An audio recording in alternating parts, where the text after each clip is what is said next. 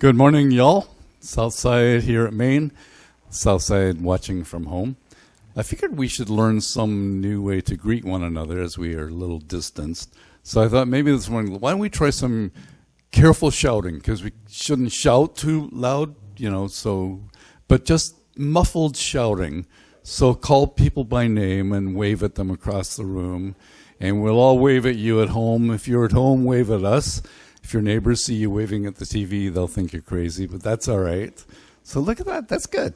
Brianna, you have to wave. There you go. That's great. That's good. I can see your smiling eyes. That's good to see. Glad you're here today. And most of the things we're doing today are pre-recorded, but I'm not. I'm here live and in person. So you may vote for completely pre-recorded, so you don't have to even come here, but that's not the idea, and we're glad people are coming back. We're trying to be careful, but we're also really longing for the opportunity to be here together. So thanks for being here and for being with us for this morning.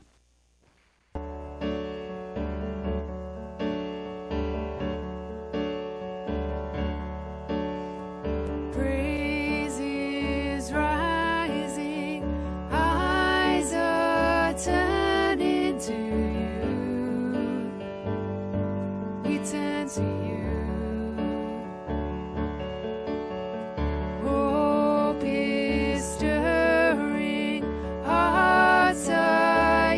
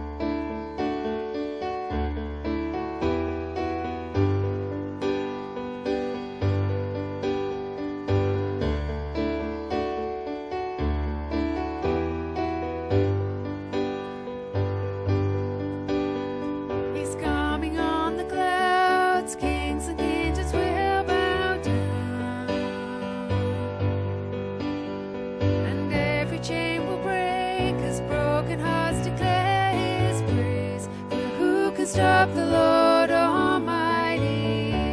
Our God is the Lion of Judah. He's roaring with power and fighting our battles, and every knee will bow before him. Our God is the Lamb that was slain for the sins of the world. His blood breaks the chains, and every knee will bow before the Lion and the Lamb. Every knee will bow before him.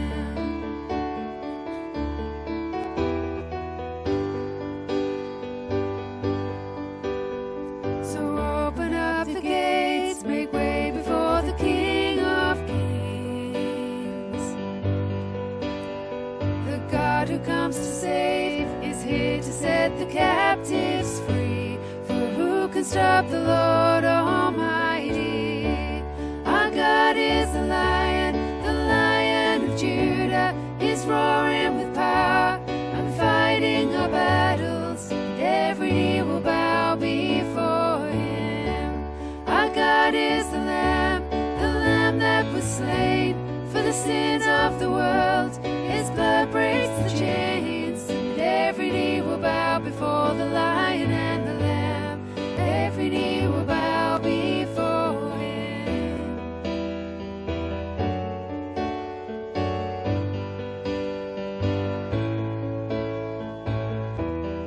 Who can stop the Lord Almighty? Who can stop the Lord Almighty? Who can stop the Lord Almighty? Who can stop the Lord? Our God is the Lion of Judah. He's roaring with power and fighting our battles, and every knee will bow before him. Our God is the Lamb that was slain for the sins of the world. His blood breaks the chains, and every knee will bow before the Lion and the Lamb. Every knee will bow before him.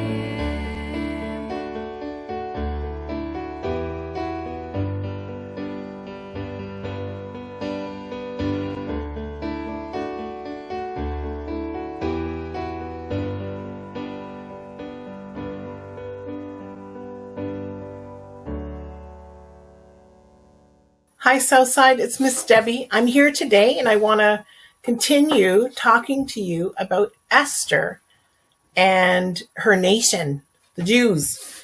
So the Miss Mary and Miss Susan talked to you the last couple of weeks, and I know Miss Susan had a message that was take a risk to do the right thing. That's what she was talking about. And when Miss Mary was talking last week, she said that there was people she wanted to talk about, and Esther was one of them, being in the right place at the right time, to do the right thing, and to help someone. So that was Mary's message. Now, what I'm going to do is I'm just going to tell you the story. I'm going to tell you a story about what happened. Now, you did hear from Miss Mary that Mordecai found out that Haman, who was a very bad guy, got the king to sign a decree to kill all of the Jews. So Mordecai he got a message to Esther to say, you have to go to him and you have to tell him that you're a Jew. You have to let him know, because Esther was a Jew and she was keeping it hidden from the king. Now, Esther was really afraid of going to the king and talking to him, because they weren't supposed to do that. Like, kings could do whatever they wanted. If they said something, people just had to do it. I mean, we heard this. And Esther was frightened for her life to go to the king and say, hey, I need to talk to you about the Jews. So she came up with a plan. Now, she knew Haman was a really bad man, and she loved her uncle. So this is a two-part story. We're going to hear the first part this week, and I'm going to be back next week to tell you the second part. So the first part was this. Esther went to the king, and when he went to see her, the king was quite pleased because he really did love her. He thought she was beautiful, and when she came to him, he said, "What do you want, my queen? I would give you half of this half of everything I own if you just ask. But she didn't ask for that. She could have easily said, oh, you know what? I'll take half of everything he owns and just live off her life as a queen. But she wasn't, because she had values. She was letting those values drive her actions. So that's what we're talking about today. Letting your values drive your actions. So her values were her honor and her commitment to her family and her love for her cousin Mordecai. So she said to the king, I want to prepare a banquet for you and Haman to come to tonight. And so the king was pleased. He thought this was wonderful. And so he sent message to Haman to hurry up. We're going to have this banquet with my queen, Esther. So Esther goes to the banquet and she hosts it for Haman and the king. And the king asks her again, my queen, what is it that you want from me? I would give you half of everything I have. And he says it again to her. And she still, that's not what she could easily have taken that at that point. And she was fearful for her life. And she was going to have to tell him that she was a Jew eventually. And the Jews were not considered, high up. They were low in the king's eyes. And he had just signed a decree saying that all of them were to be killed. So doesn't that mean that that includes her? So during this banquet, she says to him, my king, I want to have another banquet for you and Haman tomorrow. So tomorrow I'm going to have this other feast for you. And I will tell you then what it is that I want. And he said, you can have anything. So off they go. Well, the king has this terrible night's sleep. And he asks for his servants to bring him chronicles of things that have happened in the past. And maybe if they read to him some things that are going on, it might calm him. He's kind of in a bad mood. And so they start to read off all of these things that have been happening. They have been writing down daily things that go on in the kingdom. And they get to the part of Mordecai saving his life. Well, he says, wait a minute, stop. Did we ever reward that person? Did we ever reward Mordecai for saving my life? And they say, no, sir, you didn't. No, your highness, you didn't. So he says, oh, I really need to find out what we can do to honor this man. So he calls for Haman, the bad guy. Remember, this is the bad guy.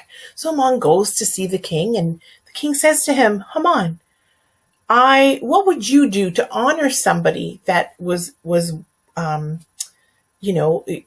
so loyal to you? And what would you do? How would you honor that person? Oh, and Haman has a big, long list because he's thinking the king's talking about him.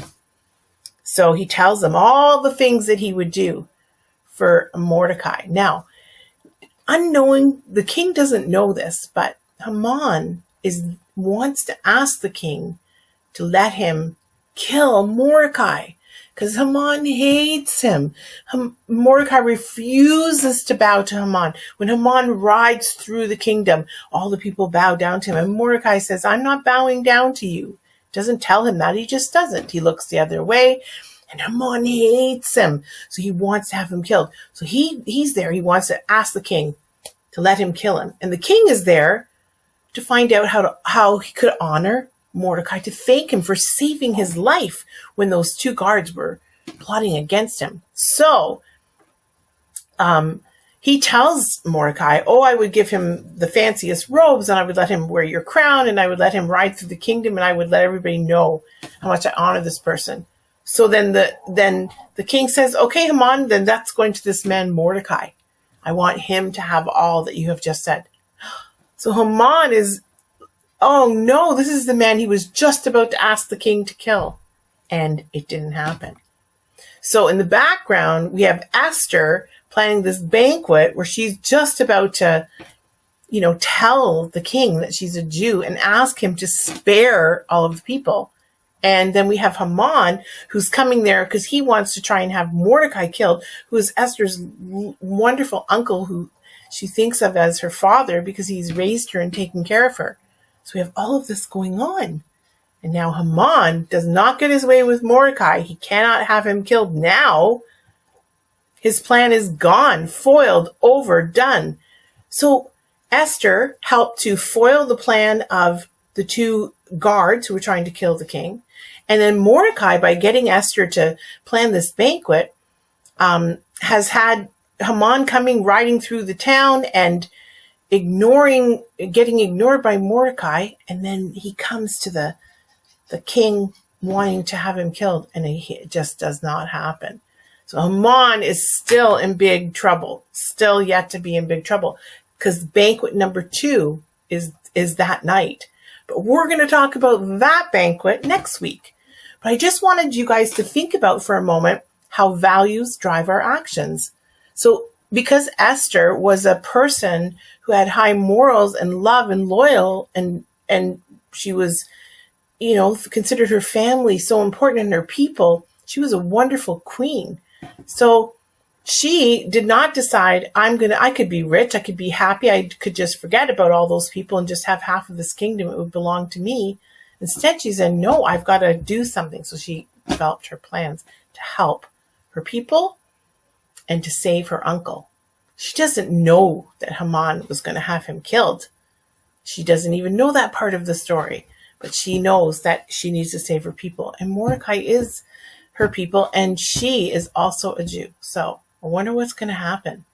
Stay tuned for next week, because that's when we're going to find out what's going to happen. Thank you for listening to my story today. I appreciate it. And I hope you all have a wonderful week, and we'll see you next Sunday. Good morning, everyone. Please join me in saying the Lord's Prayer together. Our Father in heaven, may your name be kept holy. May your kingdom come soon. May your will be done on earth as it is in heaven. Give us today the food we need. Forgive us our sins as we forgive those who sin against us. Don't let us yield to temptation, but rescue us from the evil one. The kingdom, the power, and the glory belong to you forever. Amen.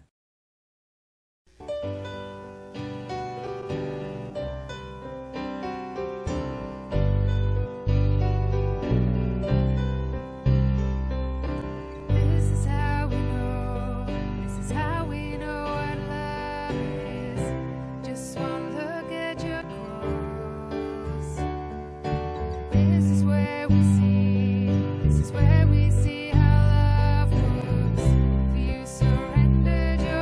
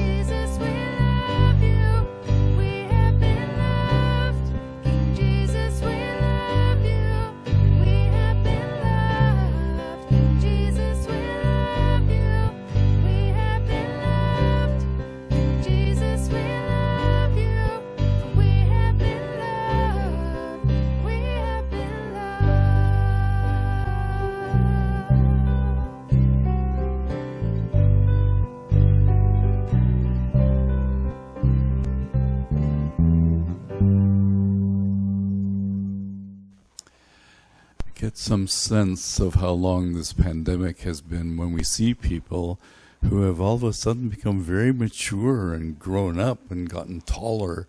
And the amazing part is, even though you guys look like you've all grown up, the rest of us we look like we used to, right? We don't look any older, do we?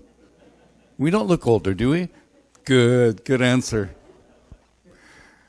I love that story of Esther. Every time we sort of tell it again, I just enjoy it some more. And one of the relationships in the context of our Christian faith that is most difficult to navigate is a relationship that we have with Jewish people. So the relationship with the Jewish faith, between the Christian faith and the Jewish faith, is always challenging, exhilarating, and confusing at times. Many, many years ago, we had a neighbor across the street from us who was Jewish. We've had Jewish neighbors at several places. And Esther was her name, and one time her mom and dad came to visit her, and Annabeth was walking with Esther and her mom and dad. And at that time, Annabeth's sister Eunice was studying in Jerusalem. And as they were talking, Annabeth said to Esther's dad, "Who knows, maybe my sister will come home with a nice Jewish husband." And he looked at her in horror and said, "That's just the problem. Too many of our nice Jewish boys are marrying Gentiles." And I think for the first time in our lives, we felt like Gentiles. But that's just a little illustration of kind of the discomfort that we have with one another, not knowing how we really relate to the Jewish faith, how we relate to the nation of Israel, and what we're supposed to say, what we're not supposed to say, and it continues to this day. So as we think about this whole story of Esther, there was the complete possibility that the Jewish people would be eliminated. That was, and Susan, I'm sure Debbie is right, it's Haman, right? That sounds more Jewish than Haman. So we'll go with Haman from this point on, okay? Thanks, Debbie. Here's the setup for what we're talking about today. Here's what Haman says. He goes to the king. He says, "There's a certain people scattered and dispersed among the peoples in all the provinces of your kingdom. Their laws are different from those of all other people, and they do not observe the king's laws. So if it is not in the king's interest to let them remain. If it is pleasing to the king, let it be decreed that they be destroyed." There was the possibility of the elimination of the Jewish people. That has been repeated in history. And the existence of the nation of Israel, plotted by this man because of his hatred, not only of the man Mordecai, but who Mordecai represents, because Haman is from the Agag descendants, and so he's one of the Amalekites who hate the Israelites, and the Israelites did not do what they ought to have done to eliminate the Amalekites. And so we have these little factions, and here we have this guy sort of popping up, and out of his selfish ambition and hatred, and the fact that he is scorned, he just can't stomach that everybody else bows and scrapes, and this one guy refuses, and that's the one guy that is turning Haman's head and heart. And Haman says, let's get rid of him and all of his people. And if he had been successful, he would have wiped out the Jewish race. Interesting. The Jewish people continue to exist, and they have continued to thrive. And as Christians, we are particularly fascinated with the Jewish people, and we try to understand what the relationship is between that people and the covenant people of which we claim to be a part. And so those in the Jewish faith dispute our right to be calling ourselves people in a covenant relationship with God, because the God that they think that we worship is not the God that they think is their God, and so we have lively conversations, sometimes debates, sometimes divisions over this whole thing. I want to go back today and give you just a little, probably review of some of the theology of the Bible concerning the nation of Israel. And I have been all over the map in eschatology. Eschatology is the doctrine of last things. And it's the doctrine that makes people say they're post-millennial, premillennial, amillennial, post-tribulational, mid-tribulational, pre-tribulational, dispensational, covenant, all those ways that we dice and slice our theology come down to our understanding of the nature of the people of Israel, the nature of the nation of Israel, and of the Jewish faith.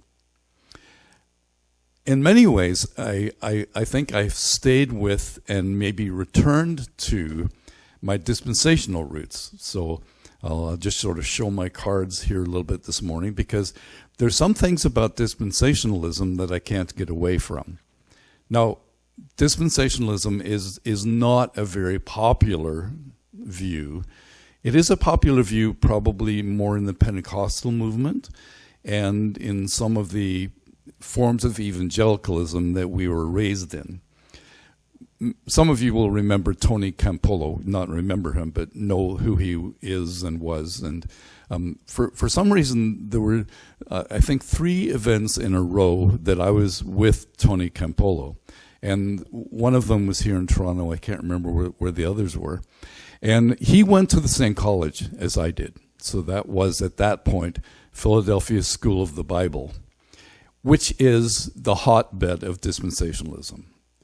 The Schofield Bible is the Bible from the founder of that school, and it is the dispensational Bible. So if you want to be well-versed in the whole history of how we got here, that's a big part of how we got here. At one point, in the second or third time, Tony remembered me, I think, because we've been to the same school. So, and he was a very outspoken person, is a very outspoken person. So he looked at me and he said, "Have you repented of your dispensationalism yet?" That's pretty provocative, right? And I said, "Well, a bit." And he said, "What do you mean a bit?" I said, "Well, I'm trying to find my way with all of this." What's at stake in the whole thing? What brings me back full circle, or to stay with my roots in that area, and many things in my thinking shift and become and all of that. But there's some math in the Bible that I can't get away from, which is a terrible predicament, because I always try to get away from math. And here it comes up in the Bible. And I'm not going to go through and explain it all to you, but the features of the mathematics of the Bible come down to counting times, and at some other point we may have some chance to really work through the 70 weeks of Daniel. So the weeks of Daniel are a very big part of biblical prophecy. And in the book of Daniel, there is a prophecy about 70 weeks that describe the whole passage of time. That's 70 weeks, and they are started at a particular point in history when a certain edict is spoken, and from that point on, the clock begins to tick for 70 weeks. And those 70 weeks are pieced off into a few sections. But the story of Daniel is that the 70th week of Daniel, the 70th week of his vision and prophecy, is still in the future. So a week in Daniel's prophecy is 7 years, and we'll explain some other time why that's all so. But if you multiply those 70 weeks into weeks of years, being 7 years each, you can account for 69 of those weeks. The Messiah plays into that whole timetable. But when you count out those years, there's a week still missing, and it would be a week again of 7 years. So all of the story of Daniel's prediction has taken place except for the last piece of 7 years.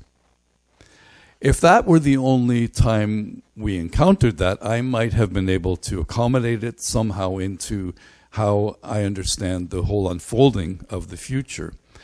But there's more to it than that, more to it than just the story of Daniel, because we also come into the book of Revelation and find in the book of Revelation, and it is very hard to understand. The book of Revelation is an apocalyptic book. And apocalypse means hidden. It's almost like it's a secret knowledge book that we read and we think, what does that mean? I mean, that can't be literal, can it? Or maybe it is. If it is literal, what would that look like? So we work our way through and try to understand that lovely piece of literature. It's incredibly artistic and graphic. But in the book of Revelation, we come across some time being counted.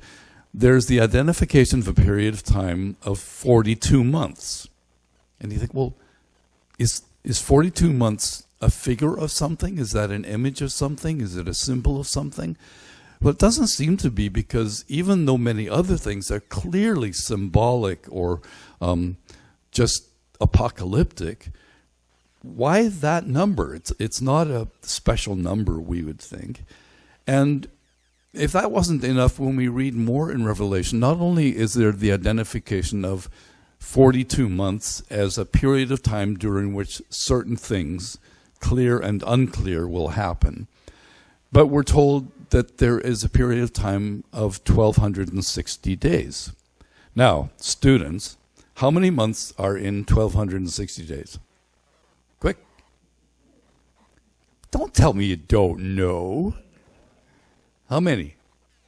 4? You sure? How many? It took Orville to get the right answer with all of these bright students over here. Good man. 1,260 days is the same as 42 months. And then the same period of time, although described in a different way, is identified as a time, times, and half a time.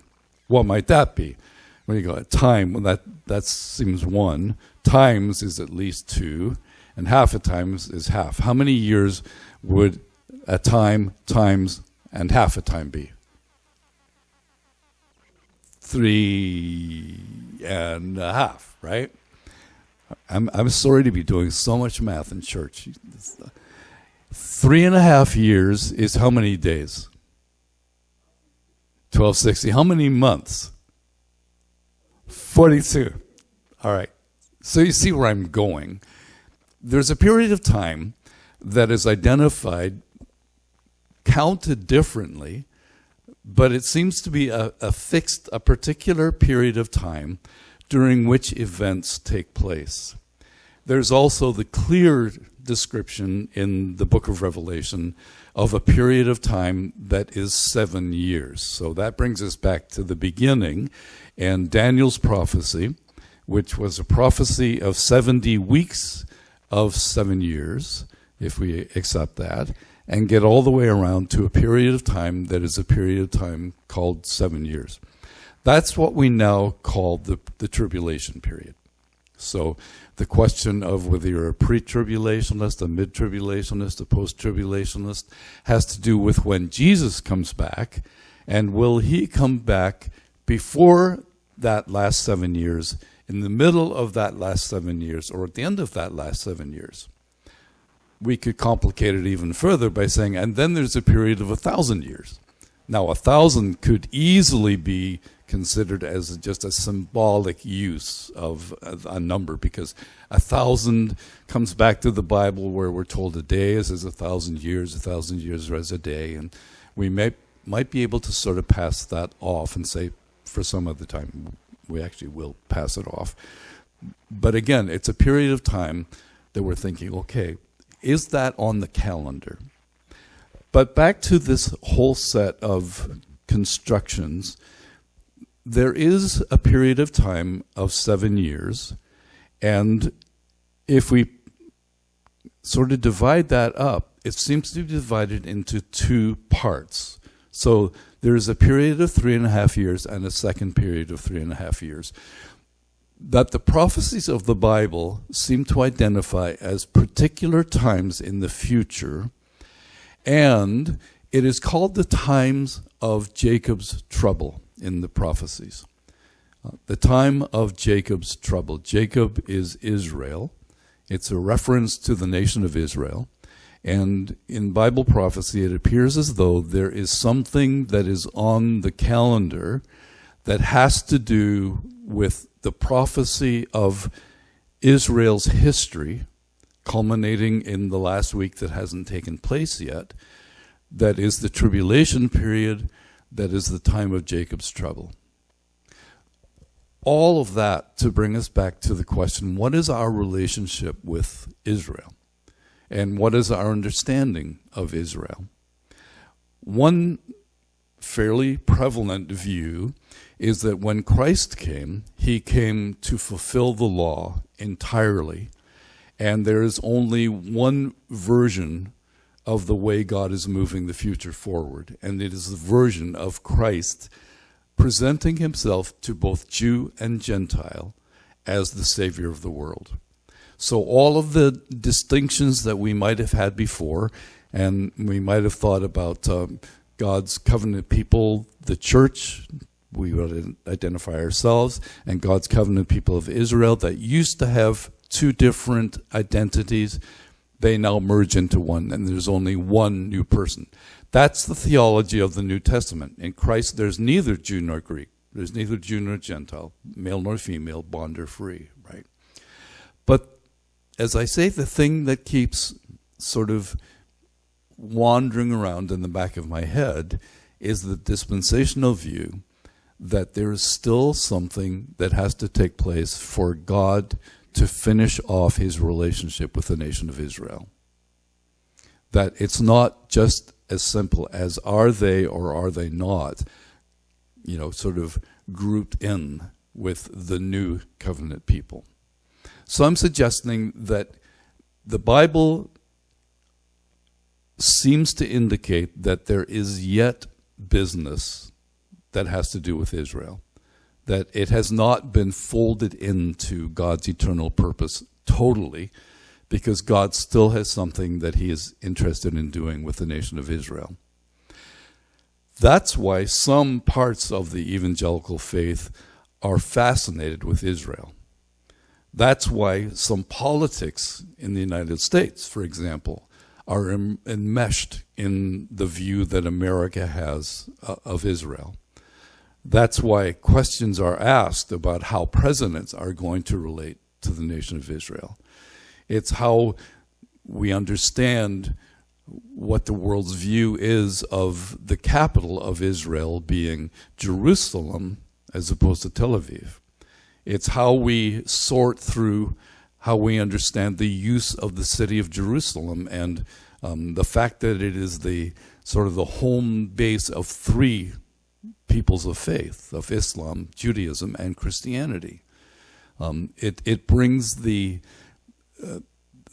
terrible conflict that has predominated in that region for all of these years and all of the fighting that continues to go on.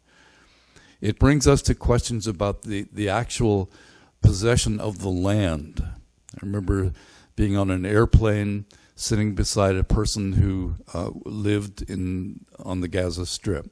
And when we got off the airplane, we had been talking, and he said, when you get off the plane, you'll be free just to get on the tour bus and go all through Israel. I can't. I have to have a visa to get from the airport back to the Gaza Strip because I'm Palestinian, and it's not my land. When we got off the airplane, he got on his knees and kissed the ground. Not likely that we do that when we get to Toronto, right? But see, it is part of our religious thinking, it's part of our political thinking, it's part of our world affairs kind of thinking. The whole matter of, well, what is Israel to us, and what are we to Israel?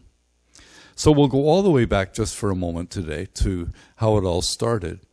And I've been reminded again of this lovely piece of a psalm that I've introduced to you and suggested it's a great way to start the day and end the day. And this morning I was watching the morning star rise, and I thought, like, even the morning star is kind of a witness to God's faithfulness. So this psalm, this little couplet, recurs in the Psalms over and over, that the beginning of the day is a good time for us to reflect on the covenant loyalty of God, the chesed of God. And the end of the day is a great time to reflect on how faithful he has been to his covenant. So thinking about covenant brings us back to the major covenants of the Bible, one of which is the Abrahamic covenant, in which God promised Abraham that he would bless the whole world through him. All families in the earth would be blessed because of Abraham. Genesis chapter 12. And I think that is what gives us kind of our context for understanding the current place of the nation of Israel and the future events that have to do with the nation of Israel. God began something with Abraham that he's going to tidy up. And that's an understatement, and it's probably not very appropriate to describe the events, because it's a tumultuous time that the Bible talks about. When it's called the time of Jacob's trouble, it will be the time of Jacob's trouble. All of history has shown us the Hamans of humankind, the hatred without cause for a nation. There is hatred still without cause for a nation. It has caused those, even in our country of Jewish faith, to be wary of a Christian view of their faith, of a Christian acceptance of their faith and of their nation, and so on. But it really is the overarching story of the Bible, that God has made covenants, and he's working out his purposes according to his covenants, one of which was his covenant with Israel. And I think that the math that has been wandering around in my head is saying it's not finished yet. That I think we cannot just say it's Israel and the church all in one in Christ. Christ is the one who was delivered as the Messiah. And the most delightful of realities in this whole context is those who have discovered Jesus as their Messiah. And so some of the lovely traditions culturally of Judaism, when they are played out into a completed Jewish person or someone who is messianic, they become lovely.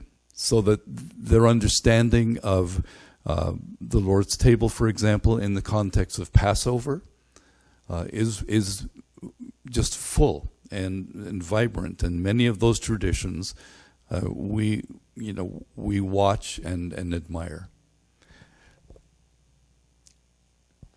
I think that there are three ways that we should sort of describe our relationship with Israel.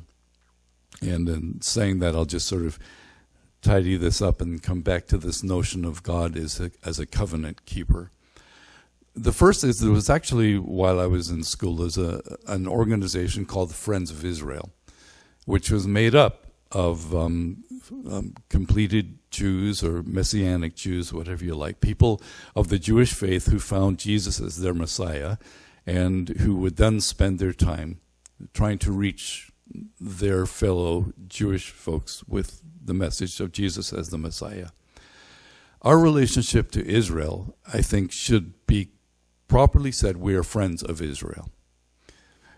We're not friends of Israel to the exclusion of friendship with Palestine. And we're not friends of Israel to the point that we say whatever Israel does is right because they are Israel. But we are people who say the Jewish people were God's first people. They really were the beginning of it all. And the work of God in behind the drama of Esther is just testimony to the fact that God was watching and acting. And again, curiously, without his name even being mentioned in the book, God was raising an Esther to the throne simply because he wanted to honor his commitment, his covenant to Israel. And he was not going to allow the obliteration of his covenant people.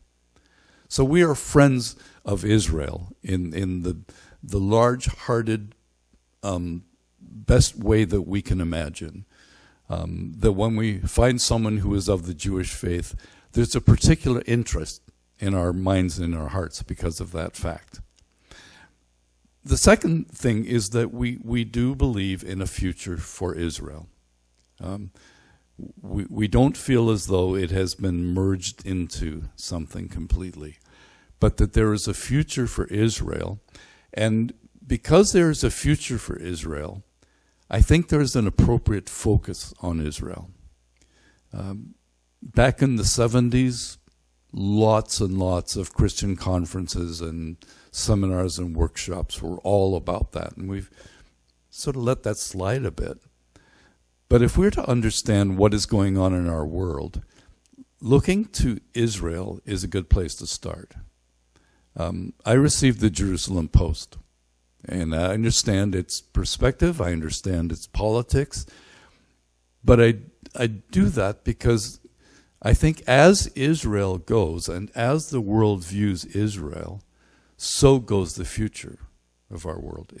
It's not a world with a by the way Israel, but it's a world with Israel is still in the focus. The reason that Haman hated Mordecai and the Jews, the reason that Hitler tried to exterminate the Jews, the reason that there is anti-Semitism and particularly an anti-Jewish sort of flavor in much of our world would say, why does this nation draw the attention and the anger and the hatred of people so much? If Satan is the Lord of the world, and he knows that God has favored a people to provide through that people his great solution, then Satan will be at his wit's end to bring everything he can against the progress of that nation. So we understand that. And so we focus on Israel and say, we along with Paul say, I wish that all Israel would be saved. And then Paul says, all Israel will be saved. And I think there is business that God has with Israel that is different than the business God has with us. That there are still, in a sense, two ways that God is dealing with people. The rest of us, and to be faithful to his covenant, I think God wants to say, now Israel, we're not finished.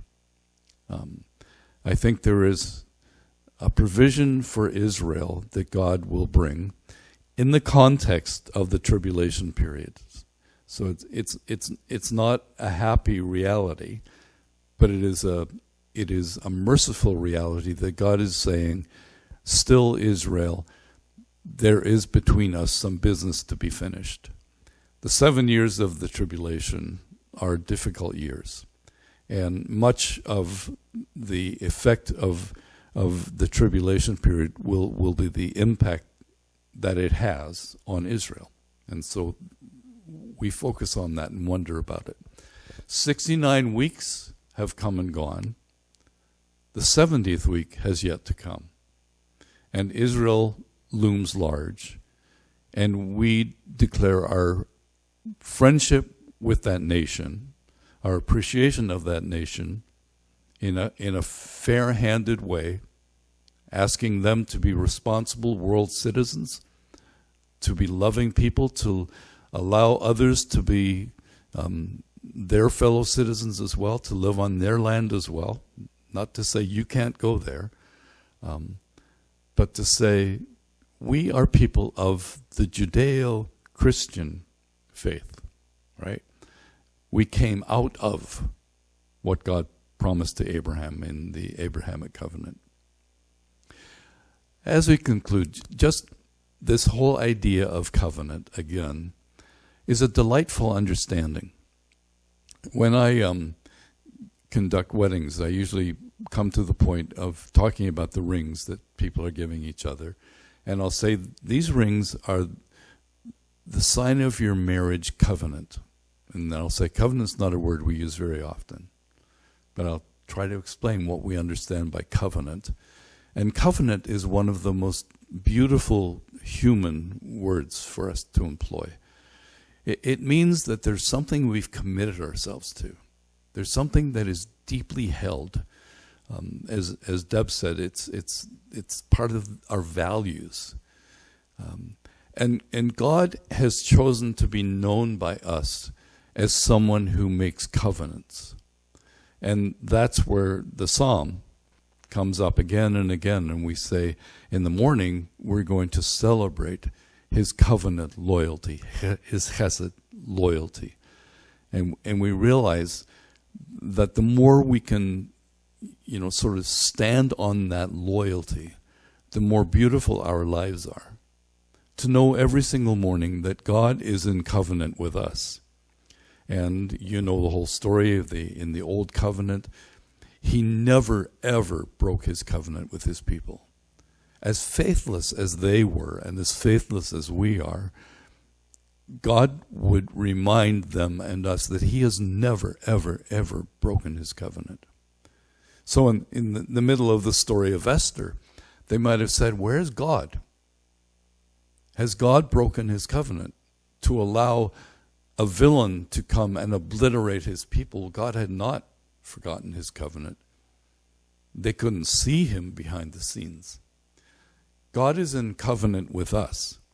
And although we are faithless covenant keepers many times, when we have to acknowledge that we've broken covenant, we've not been loyal, just as his Old Testament, Old Covenant people broke their faith.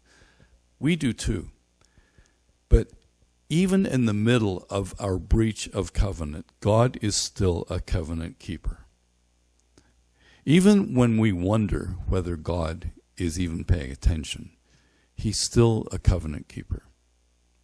And in back of the lives that we live, I think we're often so delightfully surprised by the fact that even though things were going terribly south, when we look back, we realize that God was doing some things, that he was there even when we thought he wasn't, because God would want to tap us on the shoulder and say, I'm still a covenant keeper.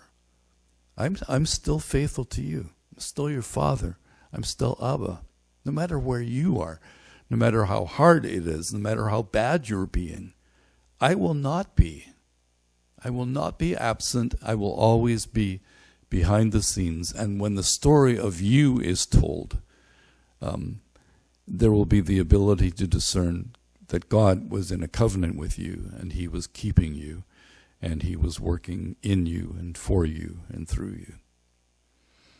This week, I had silly little things happen with my eye. And, you look back and you wonder what went on. Well, in the middle of it, there's this person who spoke up for me, and then another person who spoke up for me. And you think, that's kind of interesting. One of them came out. So I had this, how you have floaters in your eye? Well, I had a big floater in my eye. It looked like a shadow. So, when that happens, they're afraid that the retina is going to detach or something. So get to your optometrist. Optometrist can't see you. Get to your doctor. Doctor won't see you. Go to Emerge. Okay, go to Emerge and sit and wait. And then the Emerge doc says, no, you need to go to an ophthalmologist. So tomorrow you go to the ophthalmologist. So the whole week was basically my eye and coming to the end of it and saying it's fine, right? But as I was in the ophthalmologist's office and watching my watch because I had a wedding to do. A lady came out and she said, "You're an officiant, right?" I said, "Yeah." She said, "Well, you married me last year." I said, "Oh, that's good." So she went, and next thing I knew, I was called into the ophthalmologist's office, like right then. And afterwards I thought, okay, that's just nice. That just happened. And then maybe God taps you and says, "No, I do work behind the scenes." So sometimes you wish I would do more. Sometimes you don't notice what I do. And it all worked out well, apart from the fact that they dilate your pupils. And if you try to read anything within 4 hours, so there's a couple who are married, but they wonder about some of the things I said because they don't know what they meant. But my eyes fixed up afterwards. Just nonsense. Except that behind the story of all of us is a covenant-keeping God. And an example of that, a very powerful example of that, is that in behind the story of Israel is a covenant-keeping God. And so we are friends, and we are also those who try to understand and discern the future. And we focus on Israel, wondering how this world is turning and what it's going to look as in the context of God fulfilling the covenant that he made to Abraham, that he would bless the whole world because of what he started with them. That's it. That's my math lesson for today. Shame on you all for not being able to count better or do your work. And kudos to someone who was educated under the old system.